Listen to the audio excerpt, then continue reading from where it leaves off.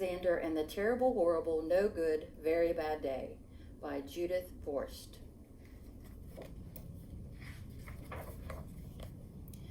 I went to sleep with gum in my mouth, and now there's gum in my hair. And when I got out of bed this morning, I tripped on a skateboard, and by mistake, I dropped my sweater in the sink while the water was running. And I could tell it was going to be a terrible, horrible, no good, very bad day. At breakfast, Anthony found a Corvette Stingray car kit in his breakfast cereal box, and Nick found a junior undercover agent code ring in his breakfast cereal box. But in my breakfast cereal box, all I found was breakfast cereal. I think I'll move to Australia. In the carpool, Mrs. Gibson let Becky have the seat by the window. Audrey and Elliot got seats by the window too. I said I was being scrunched. I said I was being smushed. I said if I don't get a seat by the window, I'm going to be car sick. No one even answered. I could tell it was going to be a terrible, horrible, no good, very bad day. At school, Mrs. Dickens liked Paul's picture of the sailboat better than my picture of the invisible castle. At singing time, she said, I sang too loud. At counting time, she said I left out 16. Well, who needs 16? I could tell it was going to be a terrible, horrible, no good, very bad day. But you do need 16. I could tell because Paul said I wasn't his best friend anymore. He said that Philip Parker was his best friend, and that Albert Moyo was his next best friend, and that I was only his third best friend. I hope you sit on a tack, I said to Paul. I hope the next time you get a double-decker strawberry ice cream cone with ice cream, the ice cream part falls off the cone part and lands in Australia. He's definitely not having a good day.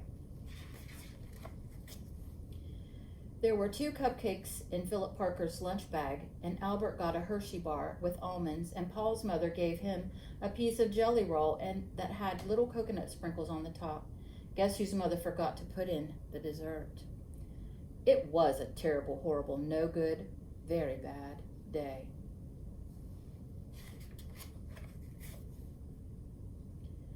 That's what it was, because after school my mom took us all to the dentist and Dr. Fields found a cavity just in me. Come back next week and I'll fix it, said Dr. Fields. Next week? I said. I'm going to Australia. On the way downstairs, the elevator door closed on my foot, and while we were waiting for my mom to go get the car, Anthony made me fall where it was muddy. And then when I started crying because of the mud, Nick said I was a crybaby. And while I was punching Nick for saying that I was a crybaby, my mom came back with the car and scolded me for being muddy and for fighting. I am having a terrible, horrible, no good, very bad day, I told everybody, but no one even answered. So then we went to the shoe store to buy some sneakers. Anthony chose white ones with blue stripes. Nick chose red ones with white stripes. I chose blue ones with red stripes, but then the shoe man said, we're all sold out. They made me buy plain old white ones, but they can't make me wear them. When we picked up my dad at the office, he said I couldn't play with his copying machine, but I forgot. He also said to watch out for the books on his desk, and I was careful as I could be, except for my elbow. He also said don't fool around with his phone, and I think I called Australia. My dad said please don't pick him up anymore. It was a terrible, horrible, no good, very bad day.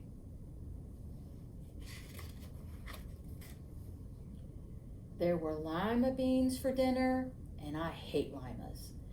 There was kissing on TV, and I hate kissing.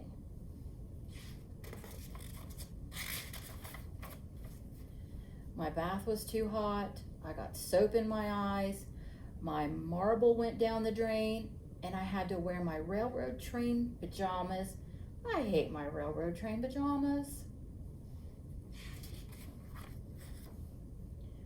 When I went to bed, Nick took back the pillow he said I could keep, and the Mickey Mouse nightlight burned out, and I bit my tongue.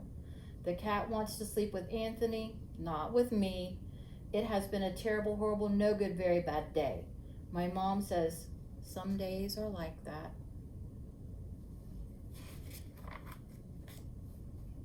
Even in Australia.